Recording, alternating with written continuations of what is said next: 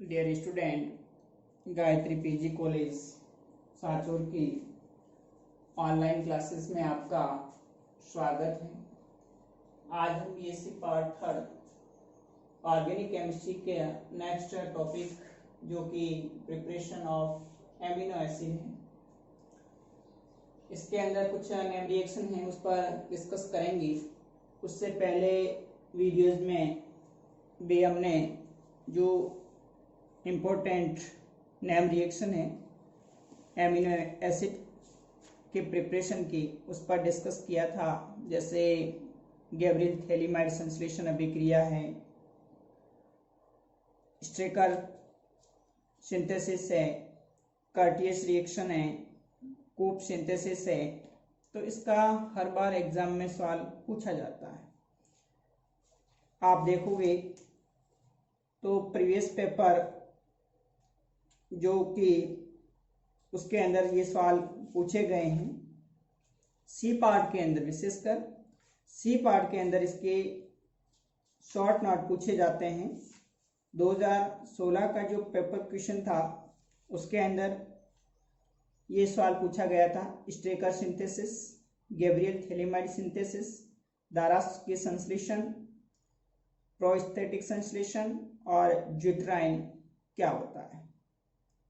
तो इस प्रकार से आपको डायरेक्ट इसकी नेम रिएक्शन पूछी जाती है। तो देखिए, नेक्स्ट हम आज और जो दो इम्पोर्टेंट नेम रिएक्शन है उस पर डिस्कस करेंगे।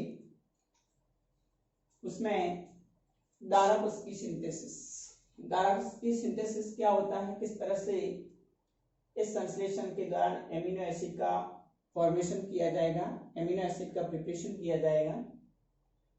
तो देखिए, इसके अंदर क्या करते हैं, हम एल्डिहाइड लेते हैं और उसकी विक्रिया किससे करवाई जाती है, साइनो एसिटिक एस्टर के साथ। यहां पर जो एल्डिहाइड है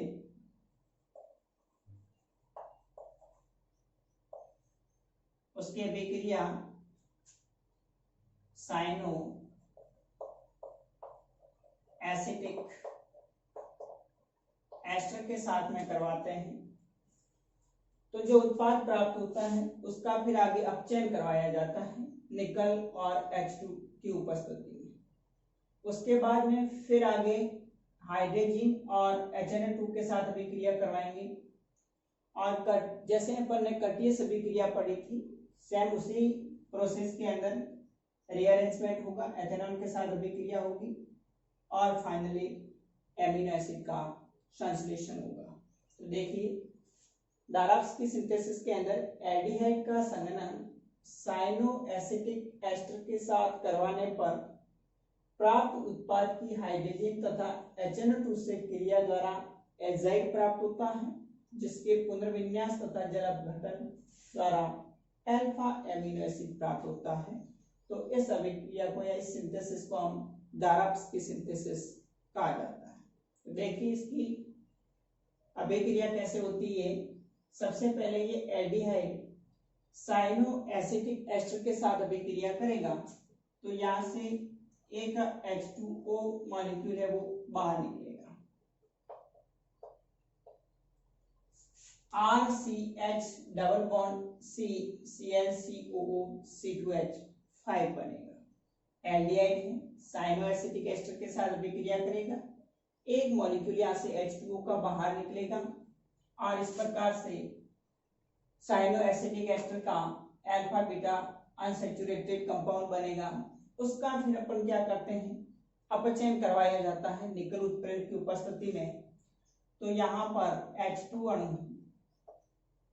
एक एक हाइड्रोजन परमाणु कार्बन के साथ जुड़ जाएगा, तो RCH2 CH यहाँ से पाई बन टूट जाएगा, एक हाइड्रोजन परमाणु CH के साथ में CH2 और दूसरा हाइड्रोजन परमाणु कार्बन के साथ तो CH CnCOO C2H।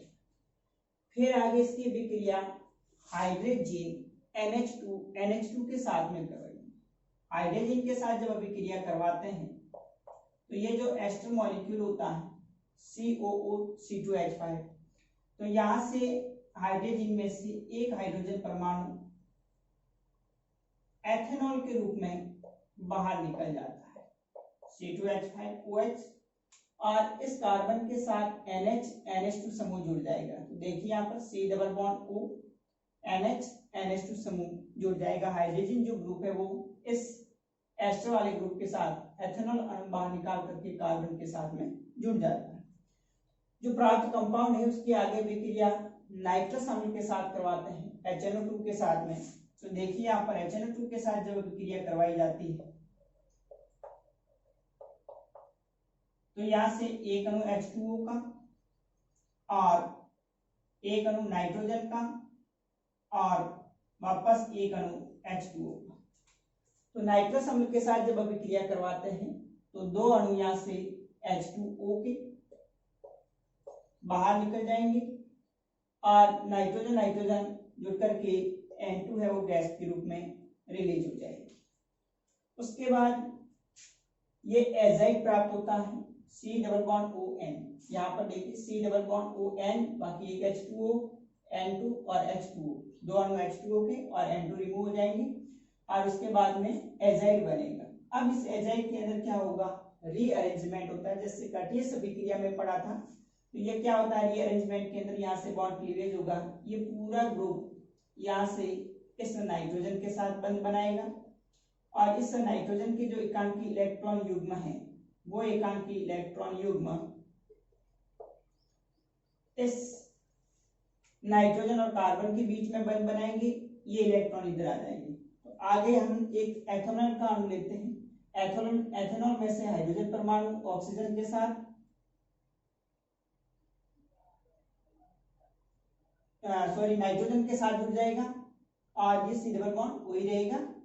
ये N double bond C double bond O हो जाएगा। यहाँ से बॉन्ड क्लीवेज होगा, इस सिग्मा बंध का विखंडन होगा। तो रीअरेंजमेंट के अंदर क्या होता है, यहाँ से ये पूरा ग्रुप नाइट्रोजन के साथ शिफ्ट हो जाता है। तो यहाँ आप देख रहे हैं कि RCH2CHCN नाइट्रोजन के साथ, यहाँ से ये जो CH बॉन्ड था वो CH बॉन्ड कहाँ आकर के जुड़ता है, नाइट्रोजन के साथ। तो यहाँ नाइट्रोजन, एथेनॉल में से नाइट्रोजन के साथ एक हाइड्रोजन परमाणु जुड़ जाएगा तो NH बना देगा, बाकी COO2H5। इस ऑक्सीजन के साथ में क्या जुड़ जाएगा, C2 एथोक्साइड समूह जुड़ जाएगा, O2H5 इसके साथ में जुड़ जाएगा कार्बन के साथ। देखिए यहाँ पर NH C double bond O2H5 हो गया। उसके बाद फिर तीन अणु H2O का लेते हैं। तो यहाँ जब जल अपघटन करवाएंगे तीन अणु H2O के, तो देखिए एक अणु H2O का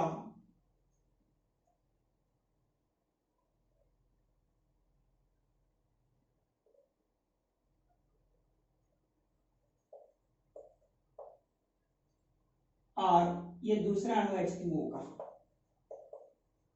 तो यहां से बंध विखंडन होगा, NH3 अणु अमोनिया का बाहर निकलेगा एक,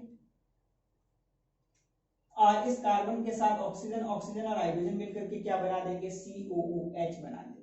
इसी प्रकार से तीसरा अणु जल का HOH, तो यहां से भी बंध क्लीवेज होगा। एक हाइड्रोजन परमाणु नाइट्रोजन के साथ जुड़ करके NH2 बना देगा और यहां से एक हाइड्रोजन परमाणु C2H5O के साथ जुड़ करके एथेनॉल बना देगा और इस कार्बन के साथ ऑक्सीजन मिलकर के क्या बना देंगे, CO2। तो यहाँ पर आप देखिए RCH2CH NH2COOH alpha amino acid बनता है। एक अणु NH3 अमोनिया का बाहर निकलता है, एक अणु यहाँ से CO2 का बाहर निकलेगा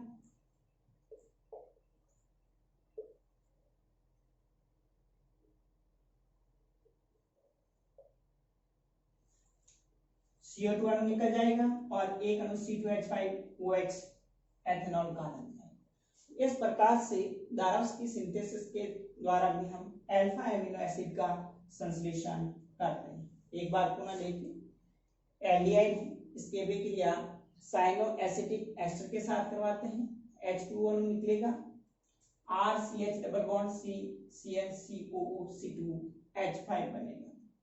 फिर इसका अपचयन करवाएंगे तो यहाँ डबल बॉन्ड एक हाइड्रोजन परमाणु इसके साथ में जुड़ जाएगा, CH2CH। फिर आगे हाइड्रोजन के साथ अभिक्रिया करवाएंगे तो यहाँ से एथेनॉल कार्बन निकल करके NH2 समूह कार्बन के साथ में जुड़ जाएगा। फिर आगे इसकी विक्रिया नाइट्रस अम्ल HNO2 के साथ करवाई जाएगी। तो यहाँ से एक अणु H2O का, एक अणु N2 का और एक अणु H2O का, दो अणु H2O के N2 निकल जाएगा और क्या बनेगा, एजाइड बनेगा। उसके बाद में सॉरी यहाँ नाइट्रीन बनती है, इंटरमीडिएट है, नाइट्रीन बनेगी।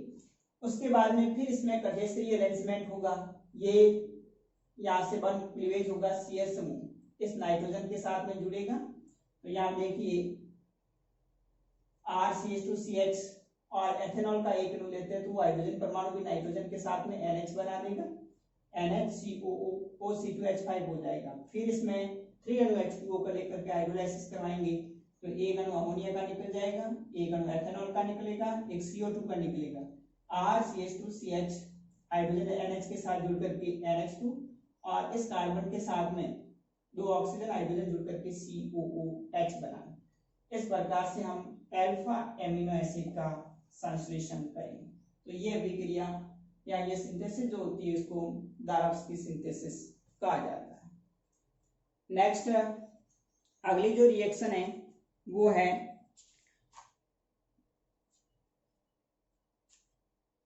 अर्नमेयर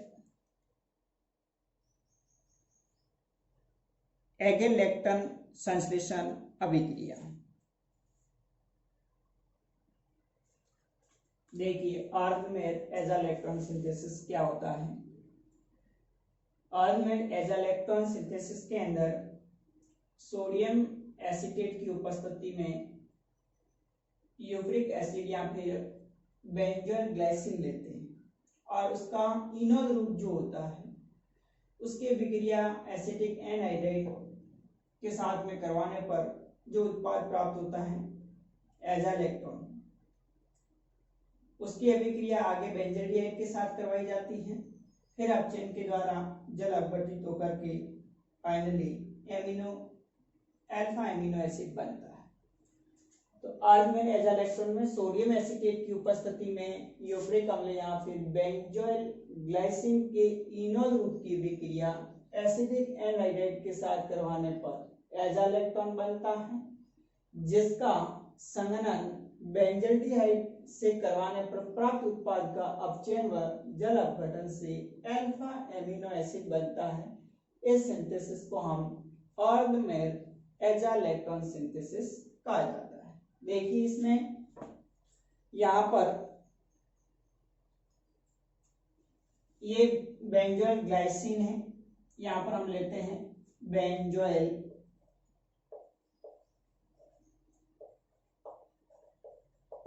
ग्लाइसिन, इसका इनोद रूप ये कीटो फॉर्म है। यहाँ से यदि ये सिग्मा बंध के इलेक्ट्रॉन नाइट्रोजन और कार्बन के बीच में पाई बंध बनाए तो यहाँ से पाई बंध के इलेक्ट्रॉन ऑक्सीजन की तरफ, एक हाइड्रोजन परमाणु यहाँ से ट्रांसफर होकर के ऑक्सीजन के साथ में जुड़ जाएगा। देखिए यहाँ पर COH है, CH2 and double bond C, single bond hydrogen यहाँ से ट्रांसफर करके ऑक्सीजन के पास आ जाता है OH। तो यहाँ पर कीटो फॉर्म होता है वो किस में बदल जाता है, इनोल फॉर्म के अंदर बदल जाता है। ये इसका जो बेंजोइल ग्लाइसिन है उसका इनोल फॉर्म लेते हैं। उसकी अभिक्रिया आगे एसिटिक एनहाइड्राइड के साथ सोडियम एसीटेट की उपस्थिति में इसको हीट करेंगे तो यहाँ से एक H2O अणु मॉलिक्यूल बाहर निकल जाएगा और ये कार्बन परमाणु इस ऑक्सीजन के साथ इस कार्बन परमाणु के साथ में रिंग बना देगा, जिसको हम एजाइलेक्ट्रॉन कहा जाएगा। उसके बाद इसका संघनन करवाया जाएगा बेंजल्डिहाइड के साथ C6H5CHO। तो यहाँ देखिए C6H5CHO, तो यहाँ से एक H2O अणु बाहर निकलेगा और C6H5CH समूह इस कार्बन के साथ में जुड़ जाएगा। तो C6H5CH डबल बॉन्ड C, फिर आगे C double bond O, O ring बन जाएगी, double bond N C, C6H5। इस प्रकार से बेंजाडियाइड अणु का इस CH2 के साथ में संघनन होगा, C6H5CH double bond C carbon के साथ में जुड़ जाएगा।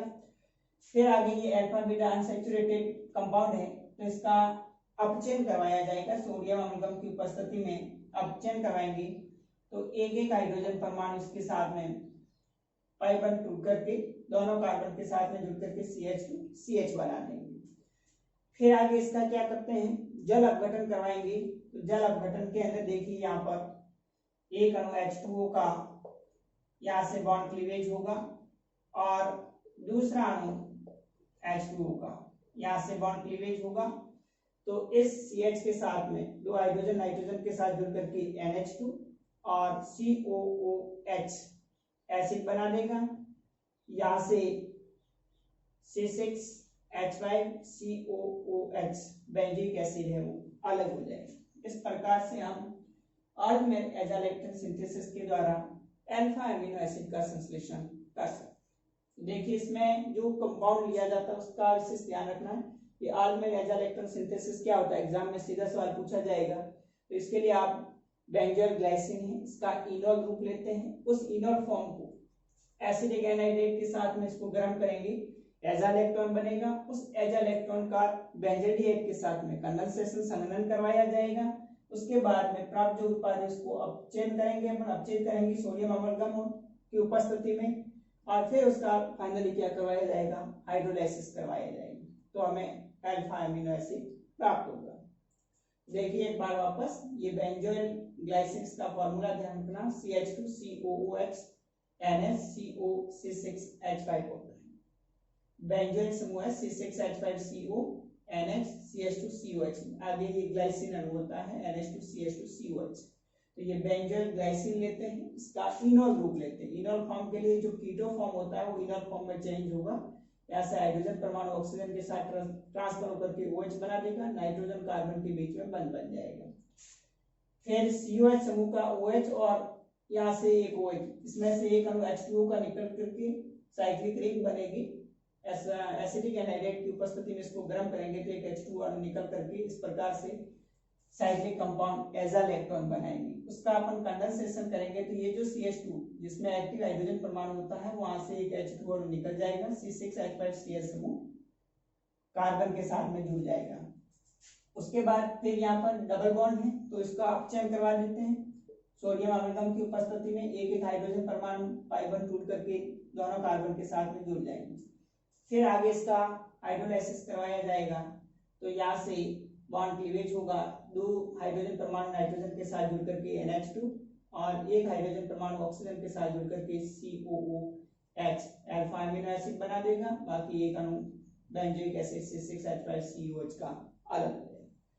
तो इस प्रकार से इस एमिनो एसिड की प्रिपरेशन में से जो नेम रिएक्शन है उनमें से आपको एग्जाम में 3 नेम रिएक्शन सी पार्ट के अंदर डायरेक्ट क्वेश्चन पूछा जाता है कि अर्धमेर एजाइलेक्ट्रॉन सिंथेसिस क्या है, या फिर कूप सिंथेसिस, या फिर कर्टियस, या फिर गैब्रियल थैलिमाइड जो सिंथेसिस अभिक्रिया उसके द्वारा किस प्रकार से अल्फा एमिनो एसिड का संश्लेषण कर सकते हैं।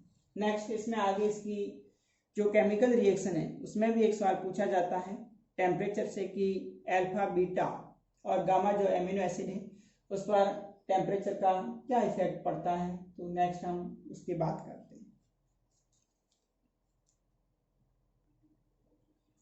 नेक्स्ट वेरी इंपॉर्टेंट देखिए, effect of heat on alpha beta gamma amino acids.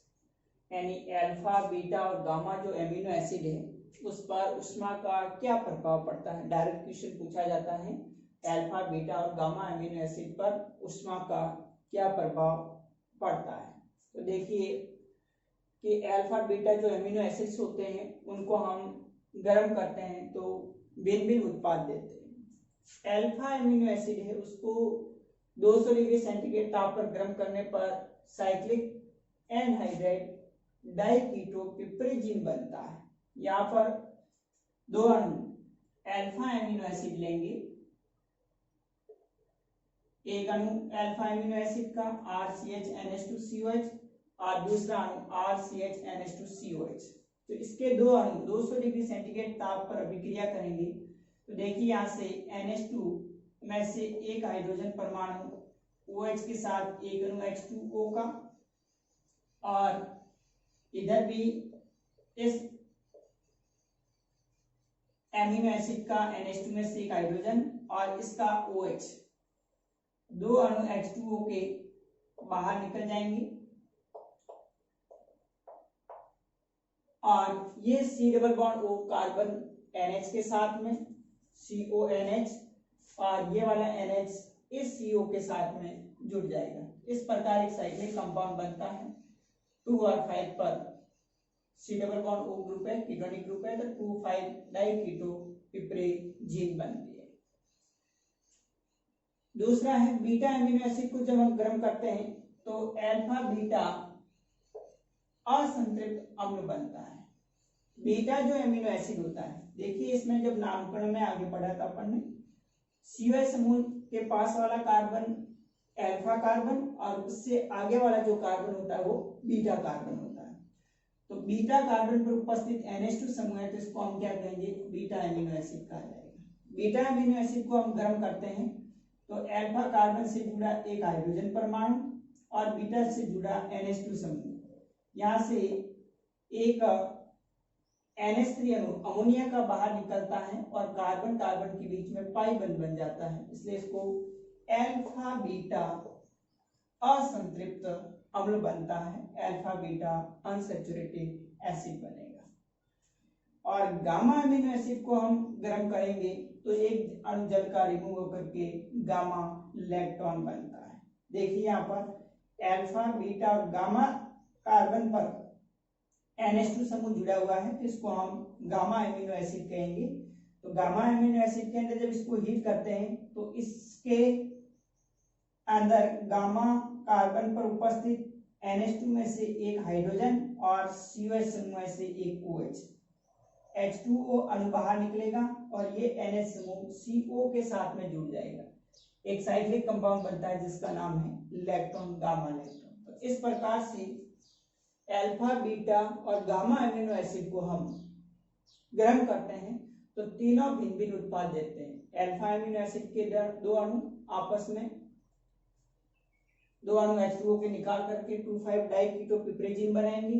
Beta amino acid इसको गर्म करेंगे तो अल्फा बीटा असंतृप्त अम्ल बनेगा, और गामा एमिनो एसिड इसको गर्म करेंगे तो उसी में से एक अणु H2O का रिमूव होकर के गामा लैक्टोन बनता है। तो इस प्रकार से एक छोटा सवाल पूछा जाता है, बहुत इजी है। थोड़ा ध्यान रखना है कि अल्फा एमिनो एसिड में, बीटा एमिनो एसिड में और गामा एमिनो एसिड के अंदर क्या क्या प्रोडक्ट बनेंगे। तो इसके अंदर डाइकीटोपिप्रेजीन है, बीटा एमिनो एसिड के अंदर अल्फा बीटा असंतृप्त अम्ल बनता है और गामा में गामा लैक्टोन बनता है। अब हम नेक्स्ट बात करेंगे पेप्टाइड्स की। उस पेप्टाइड टॉपिक में से जो जो इम्पोर्टेंट सवाल एग्जाम में पूछे जाएंगे उसको हम नेक्स्ट वीडियोस में डिस्कस करेंगे। आज के लिए इतना ही। Okay, thank you.